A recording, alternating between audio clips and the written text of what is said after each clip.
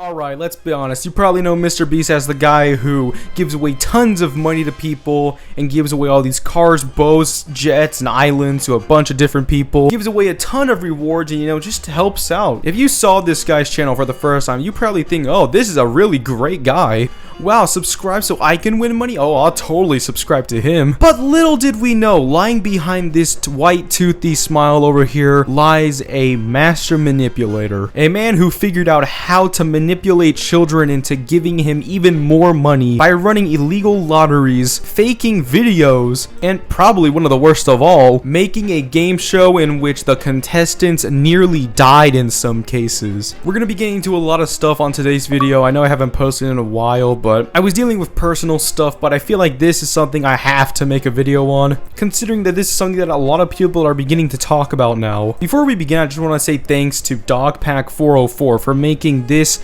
little documentary about MrBeast. It's an hour-long documentary that I will link in the description below, which you should check out, by the way. He goes really in-depth into all the stuff that he talks about. So yeah, make sure to go check it out, just not right now. Please stay, don't leave me alone. But yeah, this is gonna be one of those little fun videos where I chop it up into segments and serve it to you on a silver plate. So yeah, let us god dang begin. In Dogpack's video, he goes pretty in-depth of how MrBeast manipulates children into liking his videos and then subscribing to his channel. And in Dogpack's video, he basically comes up with 3 little steps of how MrBeast manipulates children. Now, MrBeast intentionally manipulates these children's vulnerable minds for profit using 3 simple steps, which closely align with the 3 major types of behavioral learning. Step 1 is getting the viewer to associate the brand with trust and authority. MrBeast videos are real, and he's a great guy that gives away big rewards to his loyal followers. I will show you irrefutable evidence in a minute that his videos are in fact fake. Step 2 is showing the viewers that when people interact with MrBeast in a way that benefits MrBeast, when they do what he tells them to do, they win big rewards. Is he subscribed? You are subscribed. Here's some money. Have a good day. Some of them feel like I just walk around with $1,000. It's like, oh, thanks for watching my videos. Hit that subscribe button because you might bump into me in real life and it might make you a lot of money. When people are devout followers of MrBeast,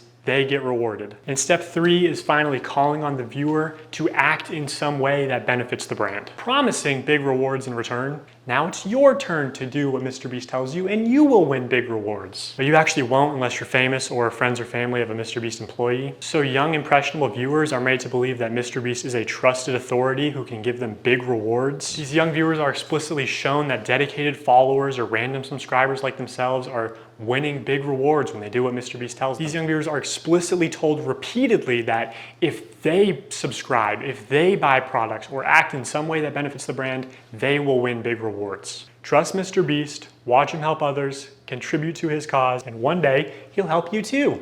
That's the formula. Subscribe for a Lamborghini, and to make me happy, you could be in one of these videos right now, and you might get pictures next to it. You might get $100,000. Subscribe and you might win a free car. Subscribe for a free car. I love all of subscribe and you can come next time. I might give you $100,000. Subscribe again. Subscribe and you could win $10,000. Subscribe button. You could also win $100,000. Seriously, we always fly subscribers down. They never fly random subscribers down. As we just saw, Dogpack perfectly described of, just how MrBeast performs his videos in a way that gets the viewer's mind thinking like, oh, if I subscribe to him, I'll earn big rewards. Whoa-wee, I just saw a video of MrBeast walk up to this random kid and ask if he subscribed.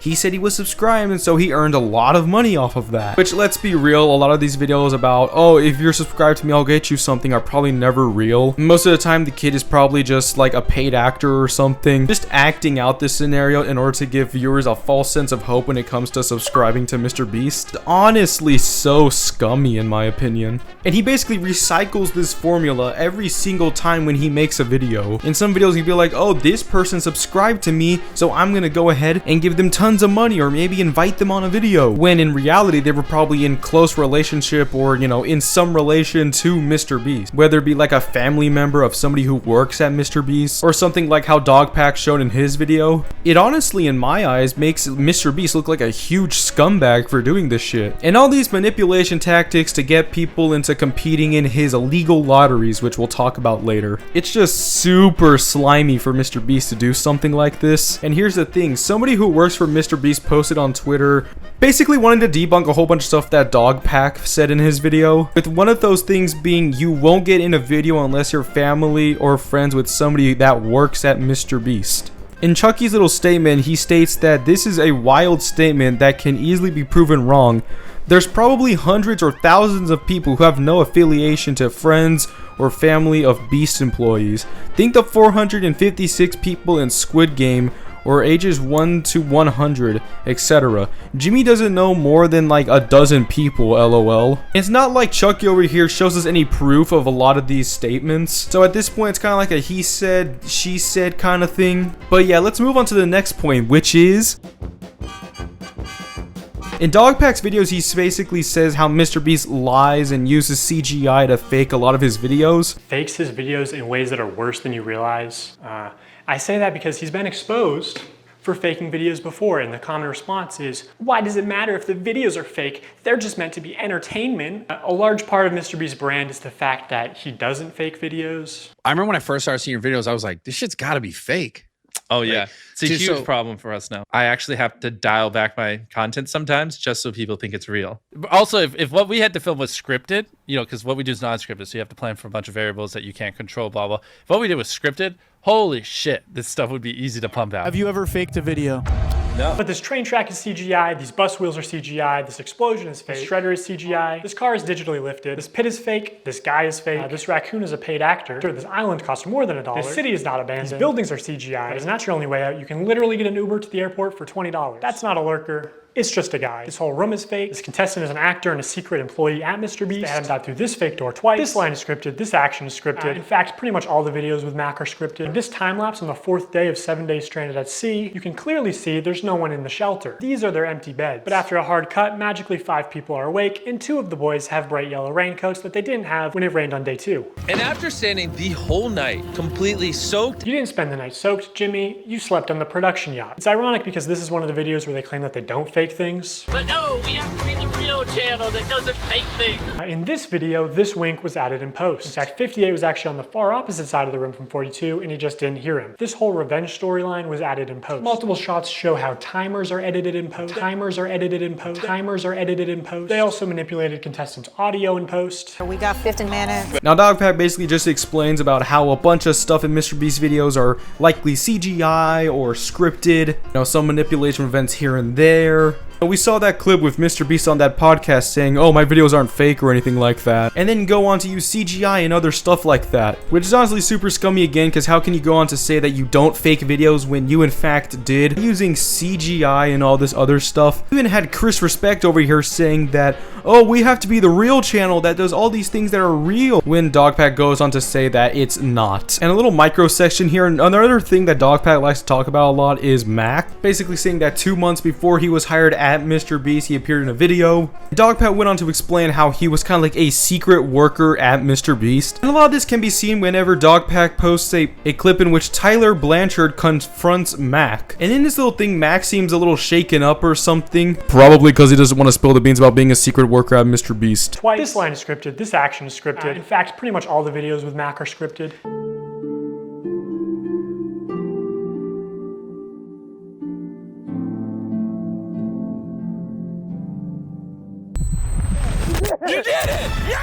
What we did was scripted. Holy shit, this stuff would be easy to pump out. Let's talk about Mac for a second. We will die. Do you understand that? I found public records showing that Mac moved from California to Greenville, North Carolina, where Jimmy is located, back in August 2023, 2 months before he appeared as a contestant. According to a former MrBeast employee, this is around the time when Mac started working full-time on the editing team at MrBeast. Also, he didn't just move into any old house, he moved into $1 million mansion. Now, I'm not gonna dox him, only some asshole would do something like that. After doxing and bullying the pilot some more like a f***ing douchebag, Turns to Eric and says, how do I fly this thing? And Eric just starts pushing buttons. But I did find pictures of this mansion online, so I fed them into ChatGPT and asked it to create similar images. And this is what it came up with. And it's honestly not that far off. His 6,000 square foot $1 million mansion comes with a movie theater and 7 bathrooms. What are you gonna spend the $800,000 on? I mean, my life's changed now. Yeah, I'm sure that $800,000 is really gonna change your life. Max is a nice car. Tell me, where are we right now? We're in the place that we drove to a few minutes ago. Mac, let's cut the shit here. What have you been doing for like the last year? A lot of family stuff. What kind of family stuff? Just like, you know, playing catch with my dad, you know. For a year? How do you make money? How are you, like, surviving? Basically, my main strategy is I go to, like grocery store type places. Grocery store type places? Yeah, and I basically, what I'll do when I get there, I usually get, like an amount of food that feeds me for like a week or so, right? With what money? The money that I've made. How did you make it? Huh? Yeah, listen, you're getting too caught up in the details. They'll figure it out. Another thing Dogpack brings up in his video is how MrBeast conducts these illegal lotteries, which is basically after, you know, mind controlling a bunch of these little kids into thinking that they can get huge prizes from helping out MrBeast or subscribing to him, they can win big rewards. And this is shown when MrBeast made a live stream called "If You Buy This Shirt, I'll Sign It." And from here I'll pass the mic to Dogpack for a little bit so he can explain this to you. So yeah, that's what a call to action giveaway is. At best, they are a way to buy subscribers, but much of the time they are legitimate scams. Either a YouTuber doesn't actually give away a prize, or in the case of these live streams, they are illegal lotteries where the only way to win a prize is by making a purchase. And obviously I'm not a lawyer, so I'm just gonna show you the law and then show you irrefutable evidence of what's being done, and you can make your own conclusions. The FTC defines a lottery as containing 3 elements: a valuable prize, random chance, and consideration, which can be time or effort, but in most cases is just payment. To successfully run a contest or a sweepstakes, you must eliminate one of these factors. A contest, for example, eliminates chance, and a sweepstakes eliminates consideration. In determining if any MrBeast giveaways have been illegal lotteries, we need to identify a prize, which is distributed through random chance and cannot be won without spending money. On August 2nd, 2020, MrBeast live streamed him and his friends signing limited edition shirts celebrating 40 million subscribers. And here are just some of the clips from that stream. For those of you who are just joining, if you buy one of our limited edition 40 mil special shirts, we're celebrating 40 million subscribers with a really big video, then we will sign that shirt, and some of them will get random prizes like this. In 10 minutes, right, because we gotta give them time to do their cart, we'll give 2 orders $500 each. 5 minutes, someone's getting $3 grand in their order. In 5 minutes, we're gonna do the same thing again. We're gonna put $1,000 in a random order. 2 minutes, newest order gets $2,000. Good luck, everybody. So this was a 6-hour live stream. They took it down off YouTube, but 5 hours of it are still up on their Facebook page. And during those 5 hours, I counted 46 illegal lotteries. These lotteries are also run poorly. Multiple times they would say something like, buy in the next 5 minutes for a chance to win. And then 7 minutes later go, actually, the newest order in 30 seconds is gonna win. In 5 minutes, we're gonna do the same thing again. We're gonna put $1,000 in a random order. Hey, Daryl, don't we owe someone $1,000? We do. Yeah, so, all right, so the newest order, in 30 seconds, we are gonna put $1,000 in your package. Stephen K. Okay? Stephen King. And there is no second giveaway 30 seconds later, like Jimmy said. This is just one very shady giveaway. They just go on to talk about how Steven made a profit. Steven's a handsome name. So he actually walked away with some money. We're proud of you, Steven. I counted 13 of these extra shady lotteries where they did not give the prize in the original time frame that they said. Okay, so we're gonna put 2 iPhones in this piñata, and we're gonna give it to someone who orders a shirt in 3 minutes? 5 minutes. Buy a limited edition shirt or hoodie, and we're gonna pick a random one in 10 minutes and give them $2,000. Have we done iPhones yet?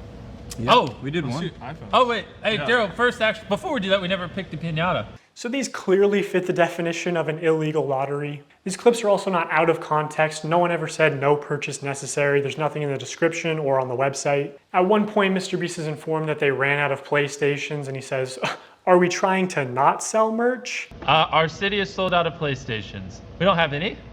We have to give away. Are we trying to not sell merch?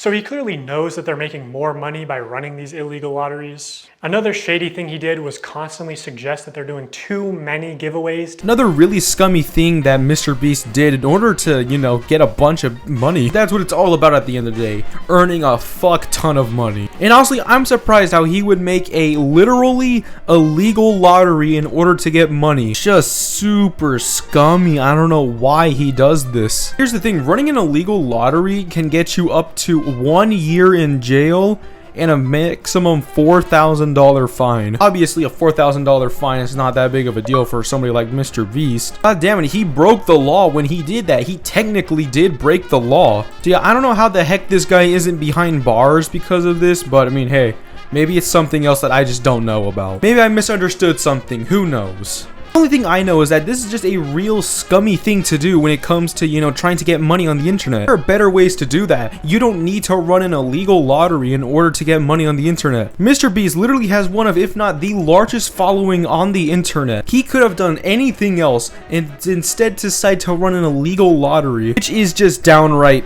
crazy in my opinion.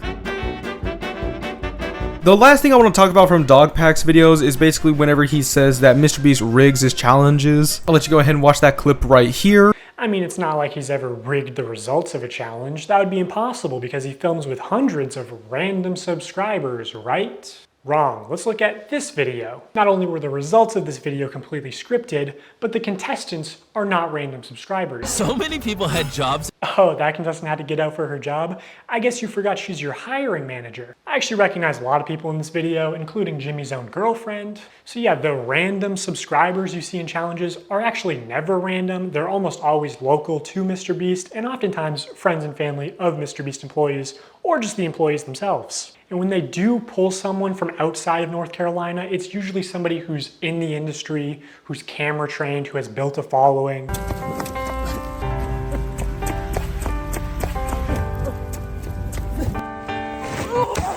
Hey, anyone I'm friends with watching that wants 10 grand? They are never random subscribers. If you subscribe, you will not win $1 million. And what's even worse is that the results of this video were completely scripted. According to a former MrBeast employee, it would have been a PR problem if the boys had won by a lot. And because so many of the female contestants were MrBeast employees who got out immediately, production stepped in to actually make the results of the challenge closer. You can actually see some of this happen on camera, like when Jimmy pays one of the boys $10,000 to leave, which is twice as much as the actual prize money.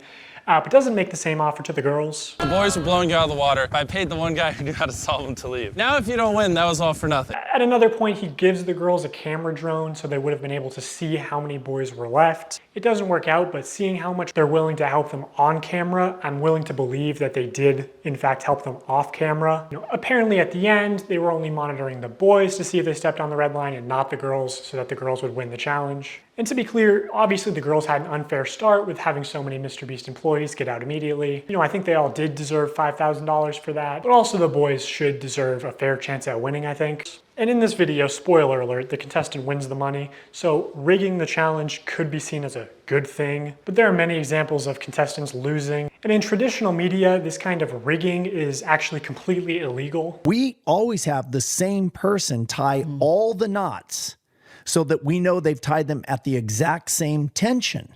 I mean, we get down to inches. And then we have a standards and practices person. And if you don't know what that is, on any kind of a game show where there is a prize, you have to have somebody that ensures that it's fair. They are out there essentially to make sure that we don't do something that would favor one player or one tribe. I paid the one guy who knew how to solve them to leave. In my mind, I'm thinking it's a fair game. But it's not. If they were having problems finding people, they can see kind of what area you're in. And they came to my area many times, and I was in the smallest cupboard. They had like big ones, medium ones, and small ones. I contorted this little 4'10" body into the smallest space, and I was in there for hours. And they didn't even open the door because they were like, a person can't even fit in there. So they went in there and they opened all the cabinets, and my heart was like, oh, they're gonna find me, they're gonna find me. And then I could hear them saying, like, she's not here. I don't know what you're talking about. Like, she's not here. The other thing that they said is absolutely no climbing in the air vents or the ceiling. And they said it's because they do all their wiring in the ceiling. So I am up here. Okay, I feel good about this spot. if it was held accountable, especially because this was a YouTube original production, Zach would have been eliminated for cheating. He broke the rules, and guarantee you, if I climbed in the ceiling, MrBeast would eliminate me. He was in the ceiling! Now here's the thing, we don't know if any of this is, you know, truly scripted or truly rigged. I think some of them are, but we don't know if a lot of them are. I mean, he's got the receipts. I mean, if we look right here at this little message when the person says that if the boys won by a lot, it would be a PR problem, I could totally see how MrBeast rigged that challenge. MrBeast is afraid of a PR problem when it came to making that video.